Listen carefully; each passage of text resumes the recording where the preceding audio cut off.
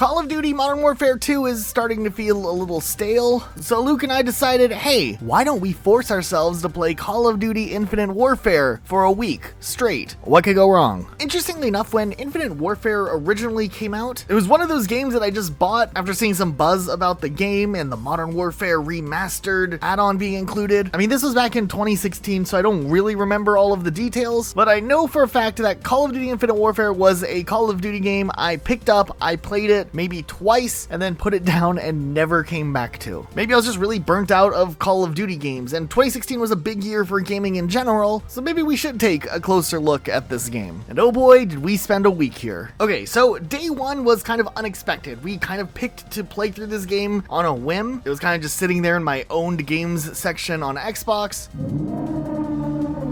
And as we were waiting for the game to download, we started reminiscing about Call of Duty Infinite Warfare's interesting past. When this game initially was revealed, the trailer alone was one of the most disliked videos in all of YouTube history. You know, back when YouTube actually showed dislikes. Surely with a publisher like Activision in a studio with the history of making some of the greatest Call of Duty games, this game couldn't be that bad, right? Now, we did avoid looking into the controversy from 2016 when we started up this week because we didn't want our views about this game skewed by some opinions 7 years ago, but we both did at least remember that, yeah, people were not happy when this game was first revealed. It would be something that we would look into later on in the week that we found pretty interesting. But bam, we downloaded Call of Duty Infinite Warfare and we were loading into the game and update requires restart. Okay, Call of Duty staple that I guess still was there back in the Infinite Warfare days. All right, I do have to say, first impression,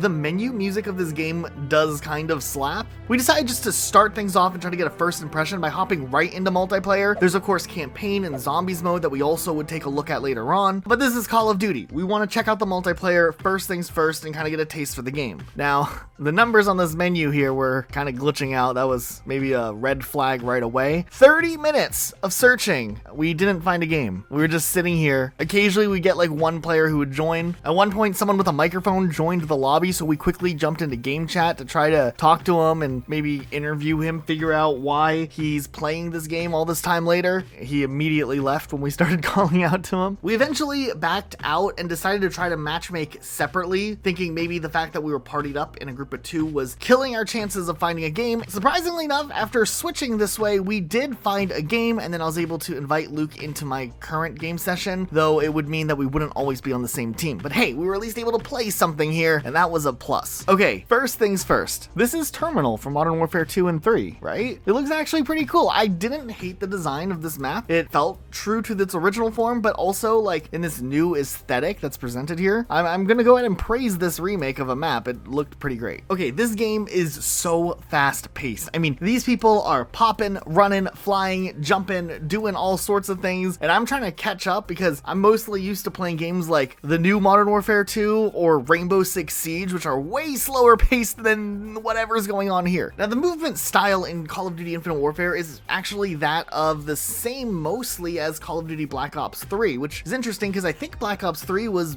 loved by quite a few Call of Duty fans. Before that, Advanced Warfare was a little more controversial because it had this extreme jump with the movement system being really over the top. When Black Ops 3 kind of refined the movement a little bit, it seemed to be received better, and it's interesting because it seems like Infinite Warfare continued on with that same type of movement system. After that first game, which was like half a game really, I was a little bit lost still with the gameplay, but I think I was starting to get a feel for this faster paced Call of Duty again. The next game we played on was on the multiplayer level Frost, and it was kind of a mid-sized level. I definitely fell to my death a couple of times, but I did have to point out when we were playing this, we both noted that the visuals here were really impressive. Like, I mean, look at this set piece that we're in. This giant skybox in the background looked pretty beautiful actually, especially for a 2016 video game. This visually competes with a lot of modern day visuals. It's actually really impressive to look at. Okay, so there's these things called rigs that are separate from your creator class that decide what you look like. I'm not fully sure I understand everything just yet, but I think robots are better. I don't know why, I just have this feeling. So we switched our characters to look like robots. Also, while we were playing, we noticed that some people were killing us with weapons that had this little like line of color underneath it in the kill feed, which looks like a rarity marker, showing that some weapons are rarer than others, meaning they're probably better. If I remember correctly from Advanced Warfare, that was like the introduction of loot boxes in Call of Duty, where you can actually get better weapons through the loot boxes, making the game almost pay to win. Hopefully it won't be too bad here. Okay, Scorch was another great looking set piece for a map. The map was fine. It was a normal Call of Duty map, but I did like the set piece with this huge big structure in outer space, making this world feel larger than life. It's pretty great. I'm trying out different weapons. Things are kind of going okay. I think at this point, I'm still going negative in my games, but I mean, I'm getting better. And then we played on this one multiplayer level that looks like a Halo ring. I mean, this literally is just taken right out of Halo, right? There's this cool retro future aesthetic to it though that I kind of liked, and the map wasn't that big, which for a game that's this fast paced, it's kind of nice being able to navigate from one end to the other. Also, you can kind of get killed really quickly too, but it was kind of starting to work out. I think I could get a good vibe for this map. So at the end of the first night, you know what? The overall experience with this game wasn't that bad. We had a lot of fun, especially something unexpected that we just chose to jump into. So the first day, overall experience, pretty good. Now day 2, we decided this time ahead, we're gonna jump in and play a bit of multiplayer. We still want to see the rest of those maps that are available in the base version of the game, and we really wanted to start up the campaign too. It's not co-op, unfortunately, like Black Ops 3 was, so we'll have to be playing through these separately, but still, I wanted to check out what was going on in the story too. Okay, so going into day 2, I decided to finally try out this campaign to see what would be in store, and it gets interesting. I'm just gonna iterate this one more time. The visuals are really, really cool, but man, this trope of having a huge exposition dump in the first few seconds of a sci-fi story is always a really hard way to start. I mean, I get it, they're trying to do some world building here, but for a premise that's so far detached from anything that any Call of Duty player has ever experienced before in the Call of Duty genre, this feels incredibly foreign from everything. Having to explain things away rather than just showing things right away at the beginning can be incredibly overwhelming, but I'm still following here. It's not terribly explained, and I'm open-minded, but I do see the backlash and first impression of this campaign being a little bit negative to some people who are maybe more speculative on what the campaign would be like. Okay, I do have to say, I didn't mind the first part of this level. We do get to see some cool tactical action right out of the gate, which is a nice contrast because games like Call of Duty Ghosts, which I've criticized in the past, have the characters constantly being sent into just complete chaos, which kind of chips away at the feeling of being a tactical soldier, the best of the best, the most skilled and trained. We don't have any examples of characters doing everything perfectly and they're constantly just thrown into constant chaos and mess. It makes it feel more like your characters are just lucky and not actually these skilled Marines that they're supposed to be. Save all the crazy stuff for like the second half of the story or the back end of a level and have it front loaded with a lot of tactical stuff. Call of Duty 4 did this incredibly well. And you know what? The beginning of this level's not too bad. We're sneaking around, we're moving in, we're taking out little groups of enemies. Okay, maybe scratch some of that early praise of things being tactical, because just in a few moments, things get absolutely crazy, like some of the most chaotic moments I've ever experienced in any Call of Duty. This is probably the craziest battle that I've ever seen in a single Call of Duty game. Just the amount of stuff going on in this one section. I mean, there were some cool parts. I got this electric turret, which was really cool to use. But yeah, other than that, what is going on here? Okay, so in the story I'm trying to put together, this guy, who I assume is going to be the main bad guy for the story, asks me about my allies or something. He asks me if I care about my allies, and then he kills his own ally to prove a point against me or something. I feel like I'm back in a game of Rainbow Six at this point. Either way, he teaches us this lesson and then we all get wrecked anyways, so there's that. These characters are all dead. So I guess now the new story begins, or the main story, and things start off really exciting. It's some small talk in an office. Okay, so apparently in the future there's some holiday or something going on today where they just like fly ships all over the city. It looks kind of dangerous how close some of these ships are flying, but whatever, they got future technology that obviously works fine. I got to walk around and experience some of that, and I swear I'm going into this airplane and I just have this worst feeling that me going in an airplane means that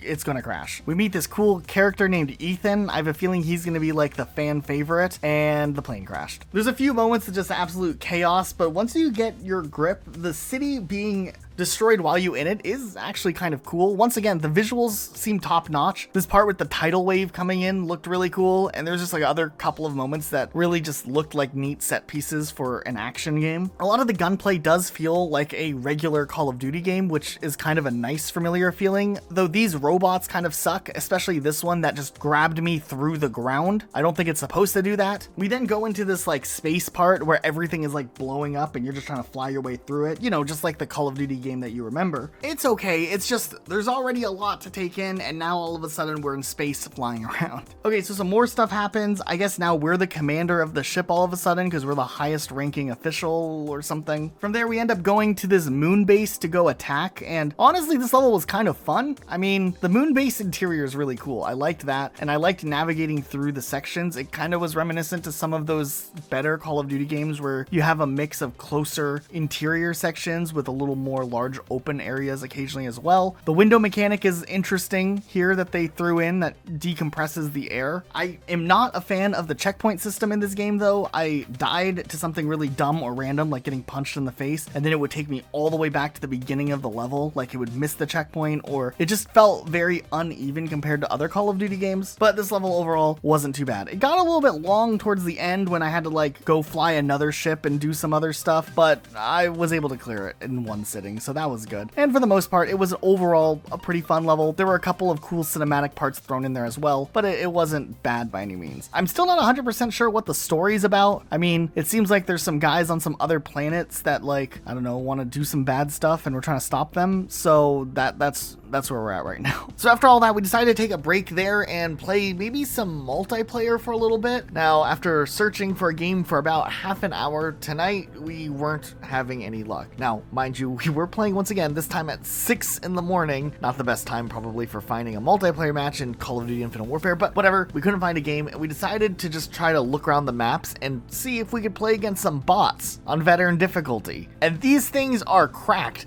They will drop shot you, they'll camp corners, they'll do like all of the cheeky things that players in multiplayer often will resort to. Precinct was the first map. It was like this cool Japanese city of the future. I didn't mind the art style, and the layout was pretty nice actually. We played on Grounded, which is a map that supposedly takes place on the moon Titan, which is cool and all as a location, but I do feel like a couple of these space-themed locations feel very, very similar. Frontier was an interesting map. It was mostly an indoors map, and the bodies like float to the ceiling when you kill them, and watching that happen was kind of interesting. Then there was this destroyed city, Retaliation. I think it's based off of the campaign or something, and it was a little confusing and large, but overall it wasn't a bad map. This map was like a prison map, and you can actually see the prisoners in the little jail cells here when you're wall running across it. Scorched was just like another space planet map, and Crusher kind of reminded us of Rust a little bit, but it was a little bit weird, and that's not foreshadowing DLC that they added into this game either. There's also this map that had this giant black hole in the background, which just looked really cool. The map was fine too, but look at that giant black hole. Also, we tried to understand the loot box system a little bit better too. It's really weird here. There's like 3 different currencies. You get COD points, you have keys, and like this gear looking currency, salvage or whatever. The keys, you can buy common supply drops, which I guess not as rare weapons are in it, or you get some basic level cosmetic. But if you spend rare points and keys, you can combine them and buy rare supply drops, which probably have higher drop rates, but we can't be bothered to spend our COD points here. Then there's gears that you can use to upgrade guns into higher rarities, so there is a way to upgrade your weapons to the highest rarity without necessarily needing to buy them, removing the required pay to win factor, though you can just pay to win technically, I think still. You can also do things like upgrade your kill streaks and upgrade supply drops to the highest level. You can make the kill streaks better, but they'll also require more kills to actually get. It's confusing, and I can see why they dropped this later on, but yeah, they were at least trying to mitigate some of the feelings of pay to win here by letting you earn stuff and upgrade it on your own, but still, the fact you could just take a shortcut with money, it obviously was frowned upon. But more importantly, I was more curious to see moving forward with this game where this campaign would go and maybe what zombies would end up looking like. So day 3 would definitely be a campaign focused day. Okay, back at the campaign, day 3. I have to do some stuff because I'm the leader here and I have to pick a side level to go on. I ended up picking this one that's all the way out in Pluto just because I felt like it was the most out of the way and unnecessary. Also, I'm a little confused, and I'm sure there's like some deep lore explanation, but some of the time in the the campaign, I'm referred to as Commander,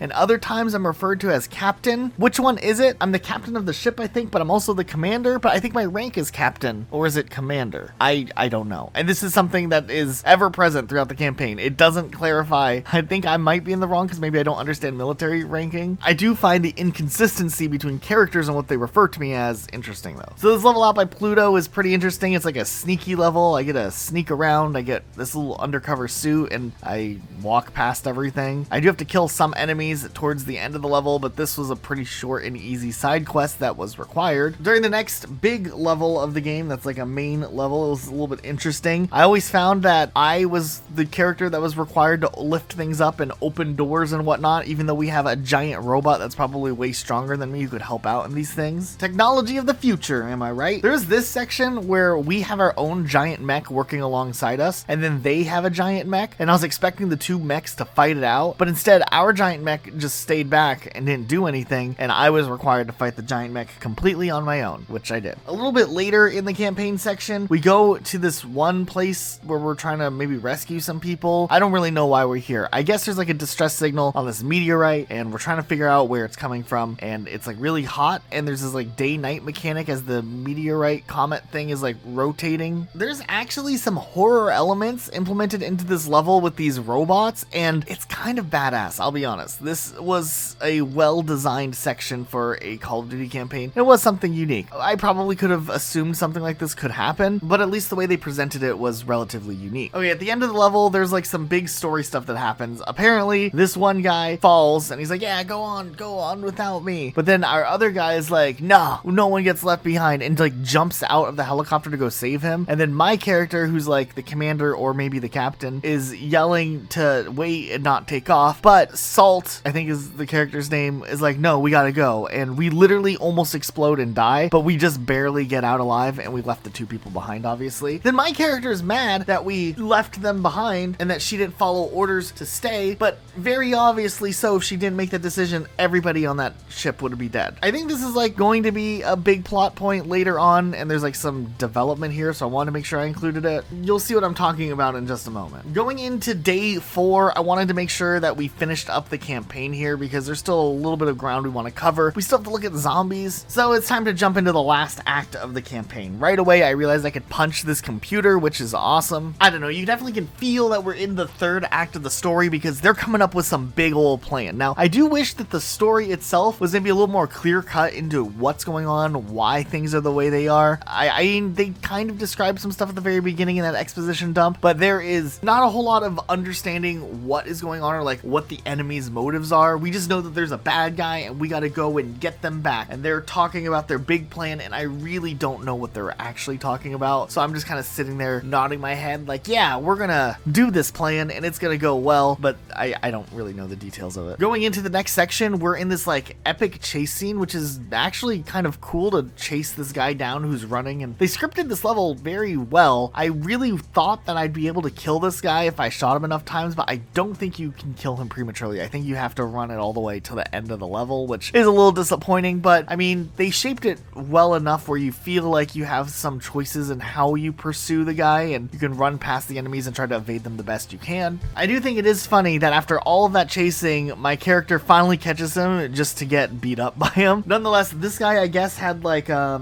distress beacon hidden inside his stomach or something. I'm not 100% sure, but him breaking the distress beacon is not a good thing, and he does it here by cutting himself open and breaking it. So that's not good. Then moments later, we talk to the Admiral guy on comms, and he gets one of the most unexpected and brutal deaths in Call of Duty history, which was kind of jaw-dropping, but also like kind of badass.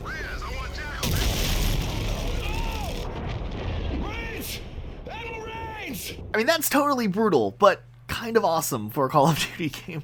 I feel bad saying that. Nonetheless, we go to plan B, and our plan B is that we're gonna go and just take their ship, and that's gonna be pretty damning for them. So we do all this stuff to board their ship, we split up, we fight it out, we get in their thing, and then we finally have the big face-off with the big bad guy, and we kill him with like a robot. Yeah, like we don't even really have that big like General Shepard throwing the knife moment. I mean, we kill him, that's cool and all, but like, all right, I guess. So that's all good, but we can really mess up their military if we take their ship and shoot their other ships with it and then try to crash their ship into like their main base refinery thing on Mars. So that's the plan, and we are going to go all in on this plan. Now, this new mission starts off pretty well. We're destroying their ships. We get to use the big ship gun, which is really fun to use. But then, oh no, things aren't going well, and at the very last moment, our character, being the commander slash captain, decides to tell them to abort the mission to try to keep as many people alive and save his own ship, the Retribution. Most people were saved except this guy who was kind of a side character, but he tragically doesn't make it. And then my character talks to some of the Marines, and he gets lectured a little bit for calling off. That would have resulted in everyone dying because they wanted to be successful more than they wanted to survive, I guess. I'm pretty sure he essentially gets lectured for doing the equivalent in Rainbow Six Siege of trying to save your kill-death ratio rather than pushing in and risking your life to try to win the round. And then this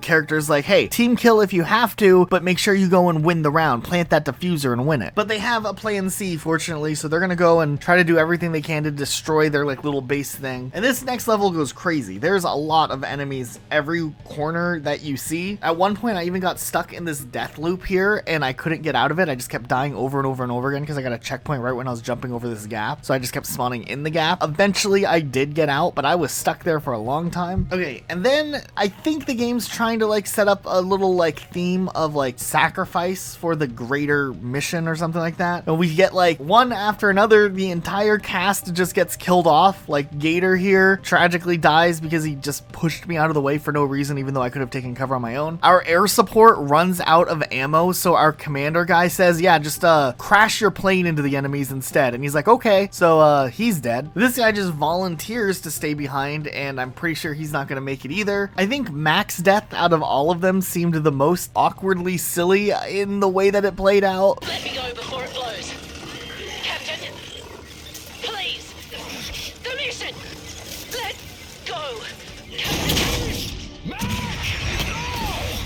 I don't know what it was about this one specifically. I felt like maybe they could have built up the tension a little bit more, the timing of it. It just felt like they had a lot of time to possibly save her, and they just like talk and choose not to instead. There's also this weird moment where an enemy straight up just teleports up here and kills me when I was playing. And then the big finale moment, my character and Ethan, the fan favorite robot character, choose to sacrifice themselves to make sure that they are in fact able to like destroy this big thing. And Salt gets to escape and become the new captain slash commander and try to hold them off long enough and whatever, and she alongside like 3 other people end up escaping out of the 700 people who were originally on the ship. And the story essentially ends with our character just floating off into space with his mask broken, dying obviously, and then we cut to like a little memorial of all the characters that died, and that's it. That's how it ends. Okay, I think there's something good in this campaign. The pacing and the world building was definitely really weird, but I do think there's a lot of charm in the second half of the campaign. I think that's where it really started to get a little bit interesting and compelling. There is this overarching theme of having to make necessary sacrifices for the greater good of the mission, which is kind of being contemplated and is like a point of conflict for the main character. So I like that there's more than just like the larger world issue going on. There's like some internal conflict too. I don't know if it was displayed as well as maybe it could have been, but I see where they were going with the theming at the very beginning, where the bad guy's like, hey, you gotta kill your allies sometimes, to where literally at the end, our leader character is willing to sacrifice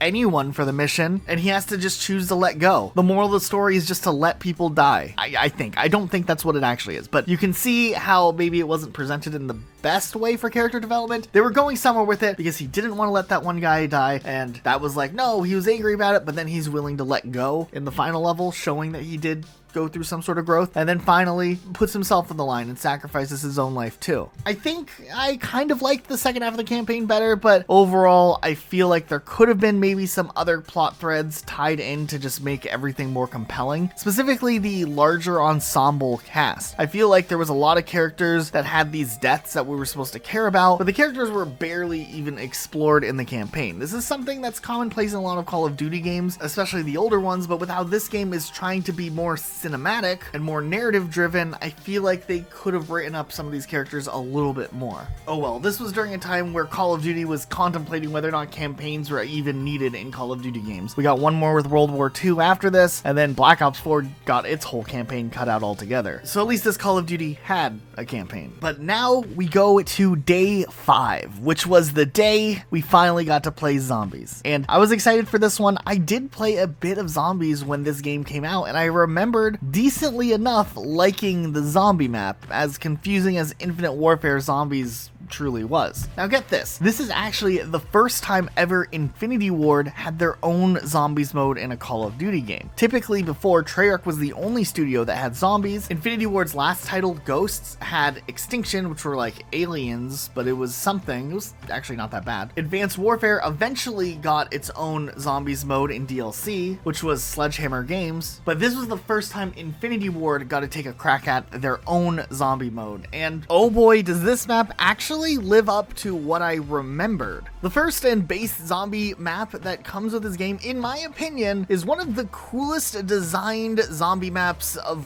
all time. The map in this takes us to an 80s theme park, and not only is it thematically very cool looking in general, it captures the vibe that it's going for very well. It has a soundtrack of 80s hits playing in the background through the speakers as you're running through the theme park, fighting off zombies. This was definitely a highlight of coming back and playing Call of Duty Infinite Warfare for sure. Like, if you have Infinite Warfare and you're looking for a reason to come back, this is the reason right here, because this map is just incredibly done. Right away, we got lost. We couldn't figure out how to get out of the first room, and we thought we were idiots until we finally found the power switch to move on to the next area. Then from there, we felt like we were doing a little bit better in figuring out how to play this zombies map. It's pretty straightforward. You have your standard get points, open up doors. There is a little bit of intricacy with it. Looks like there's buffs and stuff you can bring into the game and custom loadouts and all that, but we didn't really get into that too much. We were just playing default zombies. We did manage to make our way pretty deep into the theme park too on just our first playthrough, and some of the events that come to life in this map are pretty fun too. We had these killer clowns running after us, and that was terrifying. We made our way into this arcade that looked really cool, and there was a dance party trap or something, which we thought was interesting. We had to activate to see what would happen, and the zombies start breakdancing. That was unexpected, and then the disco ball lasers them all. That's really cool. We eventually made our way up to this roller coaster shooter type ride, which we actually got to ride on and shoot at the targets as we were riding through it. I think I remember this from back in the day, and this was a great way to escape if you're being overrun by zombies, but also a fun little mini game that they threw in there as well. I don't know, there's a lot of depth to this map, more depth than a lot of the earliest zombie maps had. Pretty sure there's like functionality with the arcade games. I think each area has individual and unique things that you can interact with. In one instance, we were getting chased by this giant alien monster, which was absolutely terrifying. I don't know, I really like this map. It feels fun to explore, but it also has layers behind it where if you're kind of a classic zombies fan and the biggest and most exciting thing is just surviving, you can easily have fun doing that. But if you're more of the Easter egg type person, it looks like there's a lot of details and little nuanced things that you can interact with that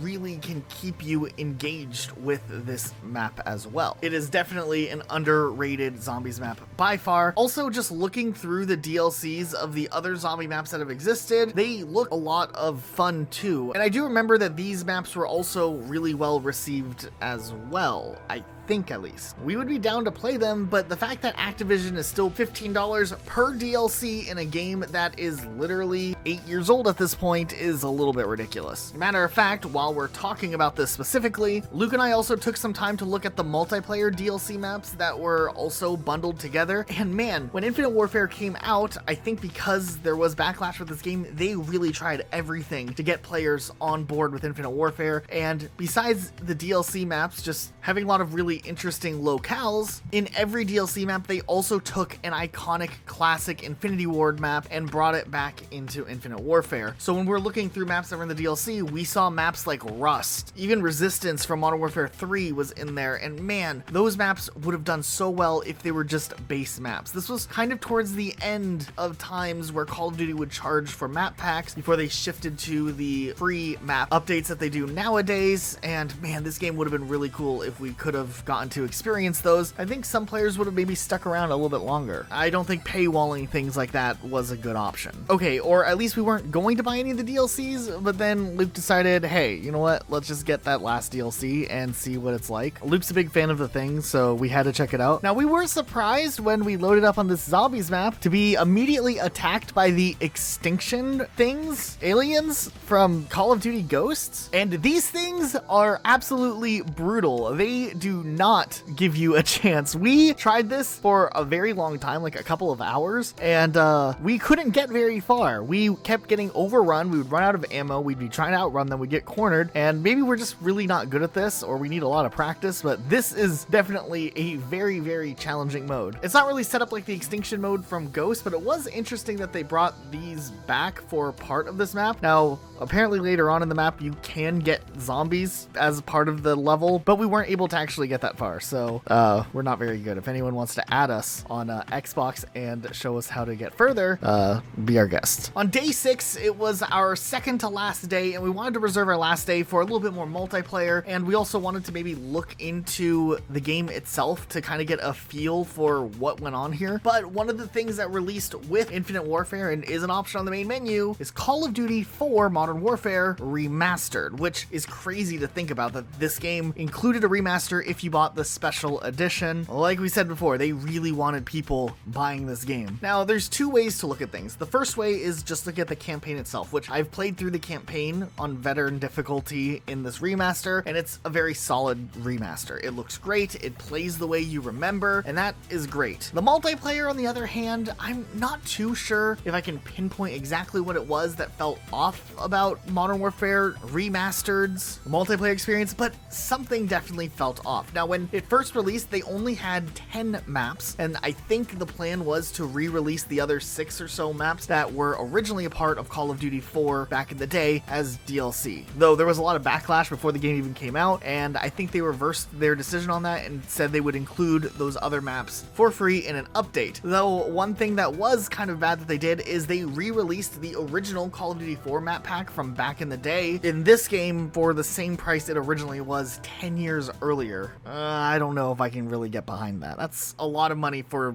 10-year-old maps. Looking back into this nowadays, it's weird. I feel like in general, it's a classic experience, yes, but I don't know, maybe either I've grown up when it comes to first-person shooters, or I'm realizing how much Call of Duty 4 aged, or maybe there's something just off about this remaster in the way that the multiplayer feels. Was Call of Duty 4 always this slow, or was there something specifically wrong with this remaster? I do find it very distracting that there are loot boxes in Modern Warfare Remastered, where back in the day there weren't loot boxes at all, so that kind of made me wonder what's going on here. But I guess on this end, I'm mostly just talking about the negatives. There are positives to Modern Warfare Remastered's multiplayer. The atmosphere and the map designs are top-notch. The aesthetic of bringing these original maps back to life are incredibly done, and that is a huge, huge win here. I think in general, some people may have gotten really hooked on Modern Warfare Remastered's multiplayer back in the day, but I think for the most part, the players that came and played this were old school Modern Warfare players who picked it up, kind of got to live out some nostalgia for a bit, but there was something maybe missing to like hook players in to put the same amount of time they put into this game back in 2007. This was also a huge breath of fresh air in a time where people were absolutely tired of the advanced movement, and I think having something more boots on the ground probably was a big win for the Call of Duty fanbase. Okay, Finally, day 7, the day that we almost had been avoiding this whole time, but we decided, besides playing some multiplayer one last time and maybe try to finalize our thoughts when it came to what we felt about this game, we wanted to look at the game itself and all the controversy and public opinion that went into this game. When this game was announced back in 2016, Call of Duty fans were pretty upset. Now, Advanced Warfare changed the formula up. It added this very hyper-fast advanced movement, and Black Ops 3 slowed things down a bit, which was a step in the direction of what classic fans had wanted. But by now, fans were 2 years into Call of Duty experiences that were very much different from what fans had loved for all of the years prior. And when Infinite Warfare was announced, well, it was another game with the future setting that was already done in Advanced Warfare and Black Ops 3, another game with the advanced movement, and I think at the time of its announcement, a lot of fans were really just expecting anything else than what Infinite Warfare would end up being. Sure, Call of Duty Ghosts definitely did not do well in the public's eye either, but at least people were excited for it. People played it a bit and then formed their opinion. Infinite Warfare was practically dead on arrival. It was even more conflicting for some fans because even the people that did like Call of Duty Ghosts saw that, well, this isn't Ghosts 2, and that meant that that campaign cliffhanger ending from Ghosts would never get resolved. Also, it's important to note that 2016 was a very competitive year when it came to shooters in general. We had Battlefield 1 coming out, which was a big shift in time and setting for Battlefield, which got fans intrigued. Titanfall 2 was also releasing. Rainbow Six Siege had been going strong for a bit now and was capturing a lot of the old school search and destroy audiences at that time. I just think a lot of things were stacked against Call of Duty, and I think Activision maybe banked too hard on the futuristic movement and advanced movement that was well received at first for Advanced Warfare, but definitely wasn't something fans wanted for 3 years in a row. And I think Infinite Warfare suffered because of that. Now, we did have a lot of fun going back and studying this Call of Duty game, and honestly, no matter what, we would have fun even if it was the worst Call of Duty game ever. It's not, though. I think as an individual standalone Call of Duty game, Infinite Warfare is a fun, good game. Sure, the multiplayer is maybe not as populated in the middle of the night as it could be. The campaign is a little bit slow at the beginning, but you will get your Call of Duty fix if you play through till the end, and Zombies was actually incredible. I think, big picture, this game will always have the reputation of just being an example of a franchise that comes out yearly just having a terrible read on its own audience. The decision to make Infinite Warfare a futuristic game was one of the worst decisions for 2016's Call of Duty, but the product that ended up releasing was overall pretty solid, and I think that that is ultimately the bigger win here. I'm sure some people who watch this are still fans of Infinite Warfare and have fond memories of playing that game, rightfully so. I think that's a fully justified argument. I also think there are better Call of Duties that have existed, and I do think that a lot of players didn't mesh well with this multiplayer, and when it came to Call of Duty, things would only get worse moving forward before they would start to get better again after this. But that was us playing Call of Duty Infinite Warfare for a week. It's been a pleasure. Make sure you guys check out our other videos that we've done where we play a game for a week. We did Ghosts and Anthem. Oh, we also did Halo 5 Guardians. Oof. Also, if you're new here, maybe subscribe with notifications on. We're going to do more videos like this. We're going to take a look at a lot of franchises, and it should be a fun time. Thanks so much for watching. We'll see you next time with a new video.